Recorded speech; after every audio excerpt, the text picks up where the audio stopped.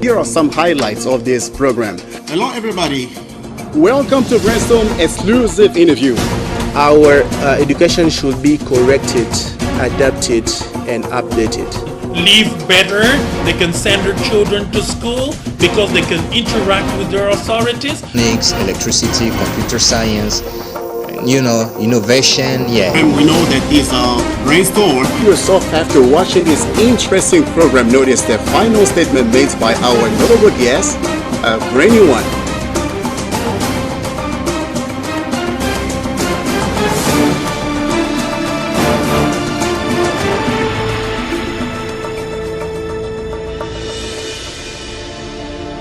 Welcome to Brainstorm.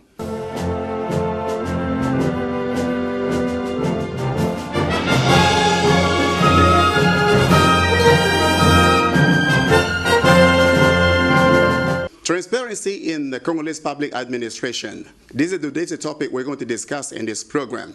What does it take to implement the transparency in the public administration?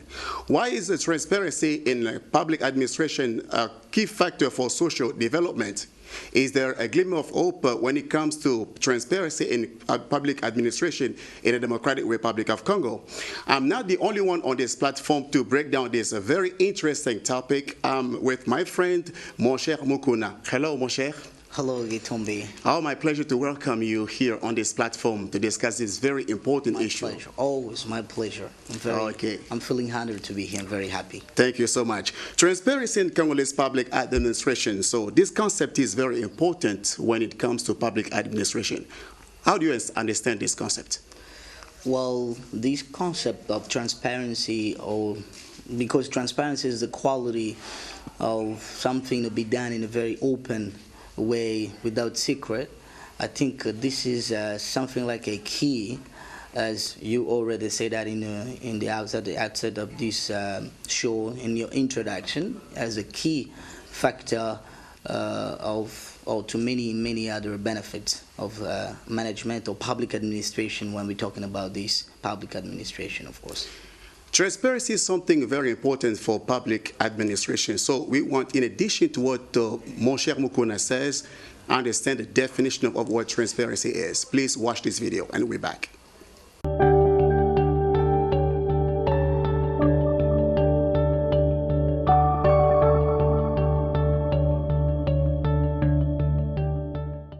One of the things that social networking does inside an organization is it creates transparency. And so some managers may be a little bit uncomfortable with that, saying, well, I don't necessarily want my entire organization to be transparent. To those folks, I've got some bad news. Your company is already transparent. Social networking is here. It's here to stay. I believe the number is over 40% of employees are already using social networking for some form of business use. And that means that transparency is taking over your company. If that's the case, then we need to be thinking about how do we use that to our advantage? How do we share information that's going to allow employees to do a better job because they have better situational awareness, they feel like their management has higher levels of candor with them, and so the whole organization can be kind of rowing in time with one another more effectively because they do know what is going on across the different places or pieces of the organization. Now, why is it so important to talk about this subject in the context of Democratic Republic of Congo? Transparency has always been important or crucial in organization in terms of process or governance or compliance with many regulations. And there's a need of transparency, but specifically in the Democratic Republic of Congo, when the perception or corruption perceptions index, which is international consideration of corruptions in countries, DRC has been rated or perceived among the most corrupted countries. That's why there's a need of transparency in the public administration here in the Democratic Republic of Congo. You named the corruption as one of the problems that cause lack of transparency in the public administration. So you think that a battle could be won someday when corruption is a fault in order to implement public transparency? Yes, but there are many things to be done, of course, apart from corruption, in order to better the process or improve management into the public administration of our country. But I think corruption is one of the key problems that we have that we should normally tackle first, and I think the process may be made easier to go with. Transparency is a key factor for social development, and especially in the Democratic Republic of Congo. Yep. Do you agree with this idea? It's one of the key. You said one of the key factors. One of the key factors. Yeah, of course. So why do you say so? Well, because transparency helps an organization to run smoothly and avoid bad practices that are made or that are maybe sometimes promoted by some people that will be have bad intentions to take benefit from the administration. Okay, ladies and gentlemen, we'd like you to watch the second video that highlights the need for transparency. So why is transparency important in the public administration? Please watch and we'll be back. Transparency is one of the most powerful ways for companies and managers to up their game. Give me a minute. The more information your employees have, the more thoughtful the decisions they'll make. Meaning you shouldn't keep your employees in the dark. That was oddly very well timed. When everybody on your team has access to the important data and a clear overview of where the company's actually headed, they can work together autonomously, achieve better results, and reach their goals faster. They might even feel a bit more motivated. Transparency works like magic. It creates trust between employees and bosses alike. Here at Monday.com, we keep company data and metrics visible everywhere. Just walk around the office, there's screens everywhere you turn. But not every company is like that. Many leaders actually shudder at the word transparency because they see information as a source of power that they don't want to give up. Don't be that guy. On the other hand, don't overshare either. No one wants to know about that.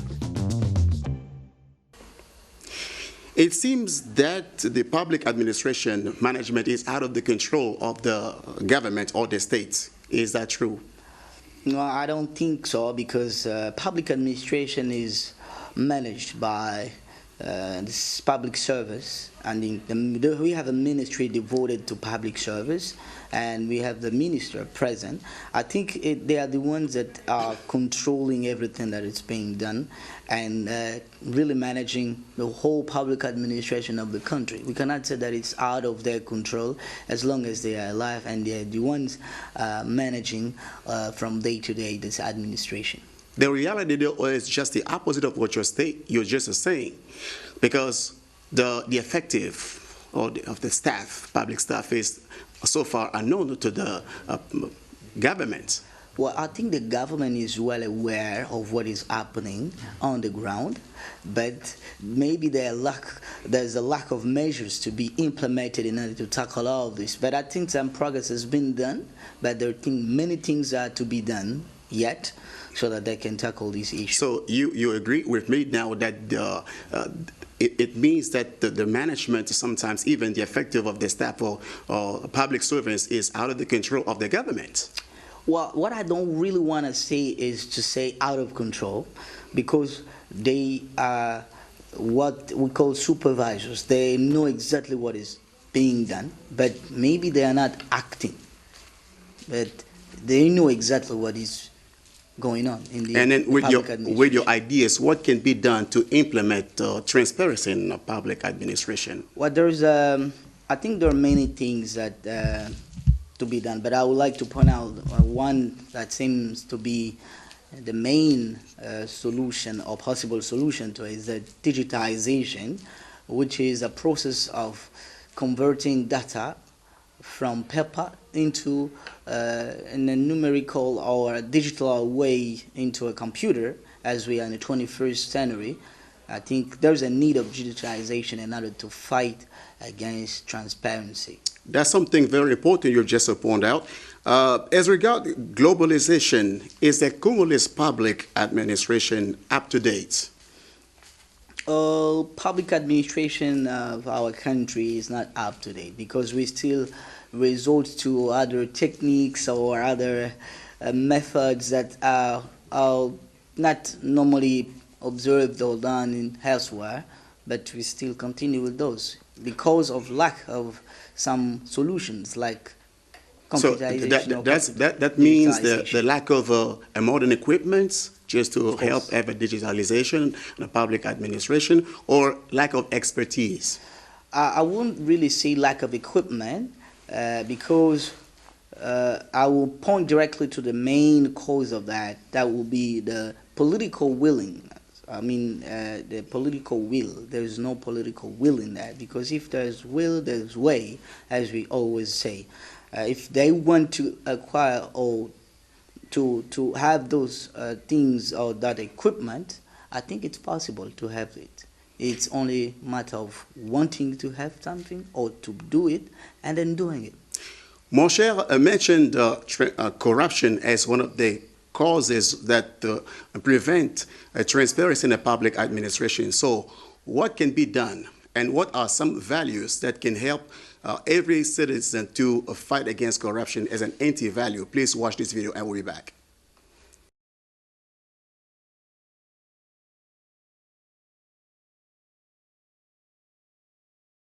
You need to have a passion. Passion. Il faut être passionné, sinon on se décourage vite. There's a lot of patience needed. You have to be patient. You need to be inspired by the work. Commitment. You have to be committed. Il faut être courageux. Courage. Coraje. You must be prepared to do like diving with the shark. Muchas veces se va a enriquecer trabajando con estos temas, ¿no? Uno trabaja por el bien común. Integrity, because you have to personify the change you want to make happen. Be the change and be resilient. Endurance, because it won't happen overnight. I expect that leader to have a heart. And love for people and the country. You have to give from your soul, your heart, your time, your effort, everything. Perseverancia, porque muchas veces vamos a sentirnos frustrados que la corrupción no cede, que la corrupción está ganando la batalla. Sin embargo, tenemos que tener perseverancia para comprender que podemos ganarle. You've just talked about transparency and digitalization, which will help transparency be made possible. How can it be done in the Democratic Republic of Congo? Well, I think we have to start from where, from somewhere. Everything is to start somewhere, from somewhere.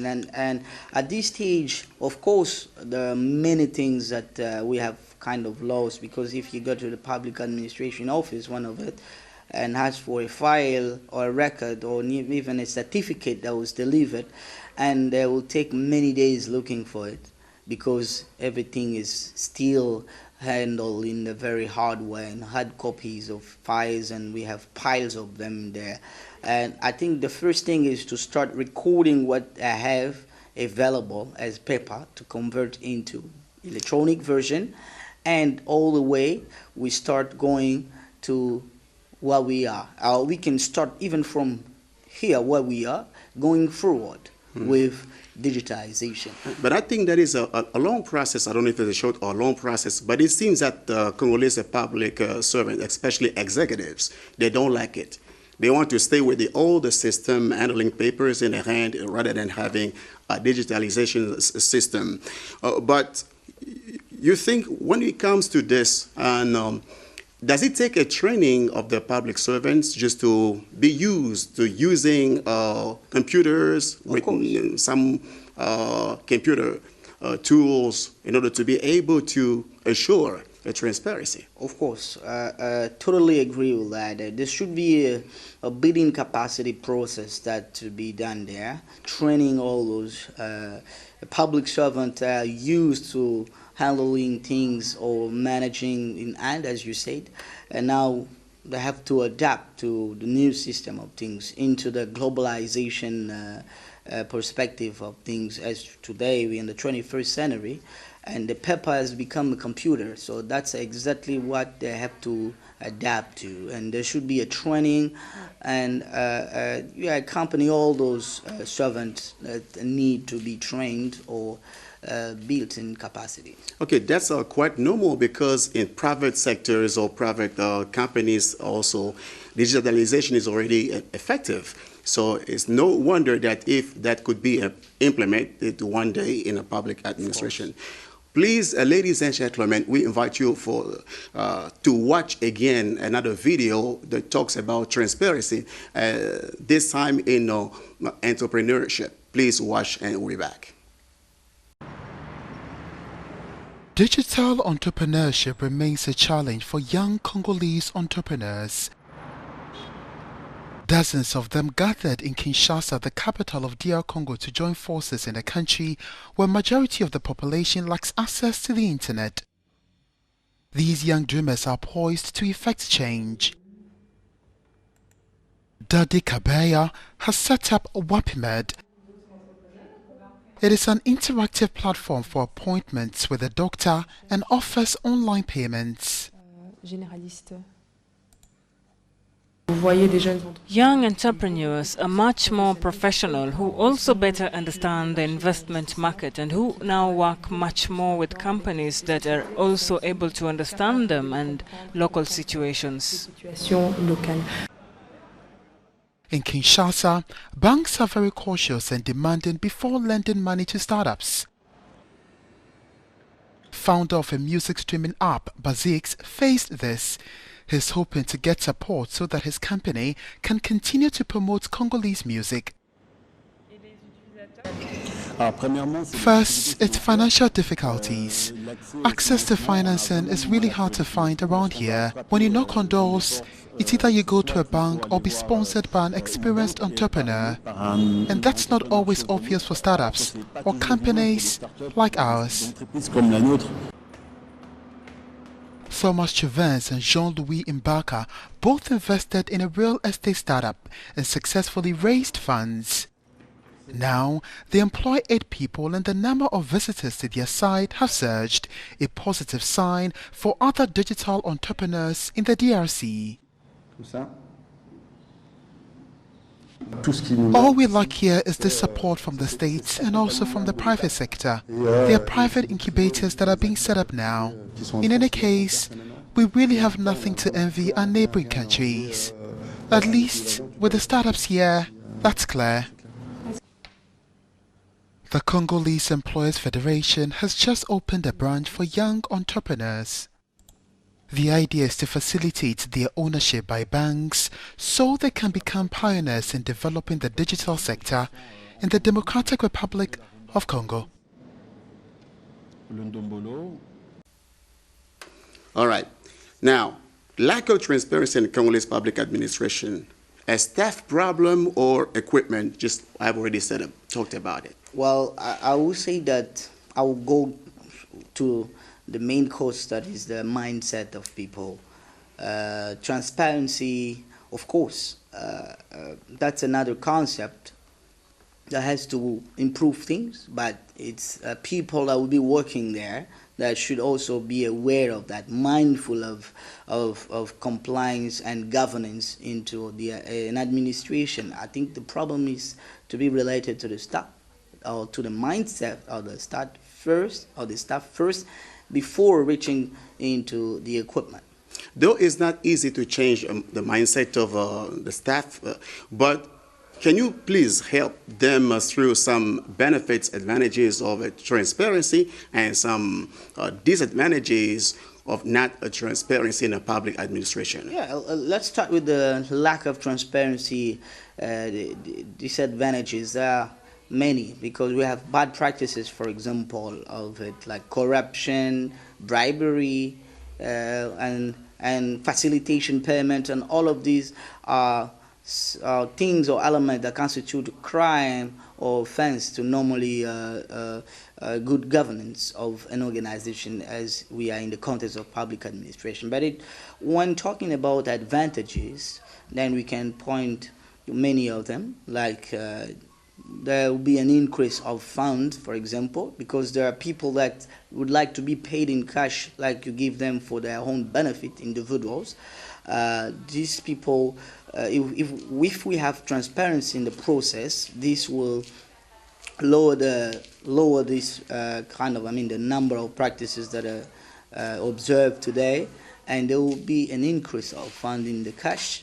the petty cash or into the treasury, and this will contribute, as we say, a key factor to social development of the community.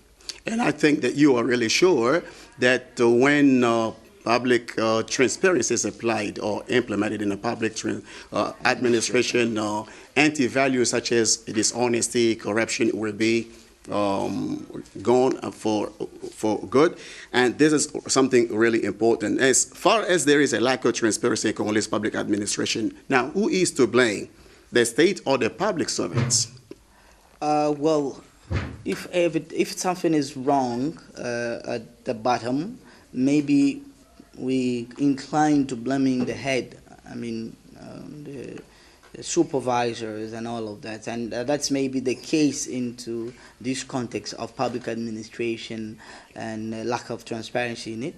Well, employees or public servants are not doing things in a transparent way, but of course there should be measures that may really block the access to those practices, bad practices, and supervisors are the ones normally to take first actions so that this can inspire everyone in the process. Okay, supervisors should set a good example to take the lead. Yeah. But it seems that that bad practice of lack of transparency starts from the high office. That's what we have observed and noticed. So you think that those rulings could be one day willing to put an end to that or to make sure that there is a public transparency. Why do I say so? Because we know these cases of a public fund embezzlement. Embezzlement, yeah. And you think that those in a public service, for instance, public servants, could just follow suit, those taking the lead, because they don't set a good example. So how can you explain this process? How things could be done? I think there's a need of a tone at the top of things to be normally expressed. There should be an example at the high level, as you said, starting with the head of states and the staff, and all the, I mean, the government may also be inspired or will imitate the process. Everything should be set, the tone should be set from the top and all the way to the bottom, as I said. This is normally what should be done as a process. I know it's a long process because there still be people that would like to take benefit or advantage of what is being done in public administration, of course, but we shouldn't cross arms and just look things that way. So we should look for ways to counter all this that is being done that is illegal. You know, that mentality in Congo, that when things go wrong, they always blame the authority and say, okay, we look to the government to do this, to fix that, to change, and so on. But what is the responsibility of both the states and the public servants when it comes to the transparency in the public administration? Yeah, I think everyone, as I say, that we can have equipment, we can have digitization. Still, people that are working should be mindful of that, and they should be aware of what they're doing and exactly know what they're doing. People and the states, all of them, public servants and the states, have a shared responsibility. And of course, the biggest part of responsibility is covered by the top, or at the top, as we say, the leaders. Still, people that are working on the ground should be mindful of that. So they're sharing the responsibility when it comes to who to blame. You're quite well aware of a structure put in place here in the Democratic Republic of Congo to control the public administration as well, namely in the financial sector, how money is handled and so on. But it seems that people, public servants, are much afraid of their structure, then consciously to bring about a change in order to assure transparency in the public administration. Things that should be done that way.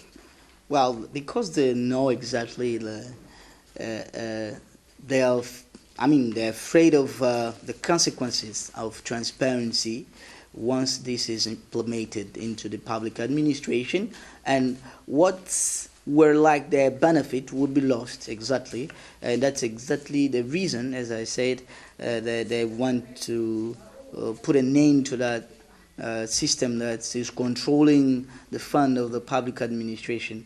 And because I may also say one or two things may help in that is bettering or improving work conditions or compensation. And these things may also help in maybe lowering the rate or even helping those public servants to be more open to transparency. Because if they have good working conditions or work conditions and well paid, compensated, I think you'll be somehow avoiding these things. What my guest on the platform, mon cher, is commendable. So we'd like you to watch another video on transparency, and namely in organization of election back in 2018. Every Congolese citizen wants things to be done in a transparent way. Please watch this video and we'll be back. Opposition leaders in the Democratic Republic of Congo are concerned about transparency over the impending December polls. Leaders from the Engagement for Citizenship and Development Party say the army's donation of over 150 trucks and dozen aircrafts to the country's election body is disturbing. I personally don't have much faith in this process. The army reports to the commander-in-chief, whose ruling party has chosen its candidate. But now we have the army which has offered its services to the Electoral Commission.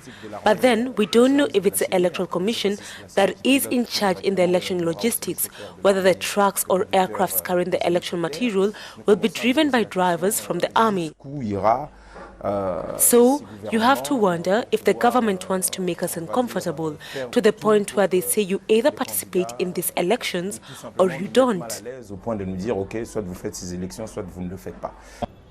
The DR Congo selection body, also known as CENI, said 300 trucks, 10 planes and 10 helicopters will be deployed to distribute materials to various parts of the country on the December 23rd polls. Some opposition parties say this is another sign the country will not be able to hold a free and fair elections. The government has rejected offers of advice, oversight and election funding from abroad. Already, there have been protests against the use of voting technology in the polls. All right, transparency, I think, is a quality, something that a virtue everybody wants to praise, in order to assure a social development and a better function of the public administration. Is there really any need or any glimmer of hope to fix the transparency problem in Congolese public administration, or the battle is lost in advance? And I wouldn't say that the battle is lost in advance, because we should believe in the fruit or the result of the hard work that one does. And if we work so hard, and we will reach the results and we will bring our dream into fruition. And in this context of transparency of public administration of DRC, I think it's possible that we should, there's a glimmer of hope, as you said. There's possible reason to believe that there will be transparency into our public administration. But it's a long process, I know, and it requires a lot from us, but it's still possible. Maybe if you want to talk in terms of expertise, I don't know if you have some expertise on this domain.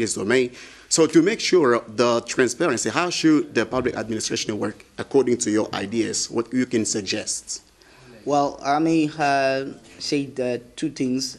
I already mentioned digitization, which is the main step or the big step to transparency. And another one is centralizing things into one system. And we have, for example, a single window or one-stop shop system that's to be perceived, or that is perceived as very effective. And this is, two things that I may mention into a way that the public administration can be functioning or working for avoiding many bad practices. Things are well said. And now, as a Congolese citizen and all the public servants, so what can we look forward to in the days ahead? Well, what we can look forward to in terms of transparency into the Democratic Republic of the Congo is reforms. There should be many reforms, and the leaders should set the tone should set an example and work harder and maybe make some sacrifices so that everybody may be in the game and then tackle this issue of corruption and reach transparency. Thanks. So now,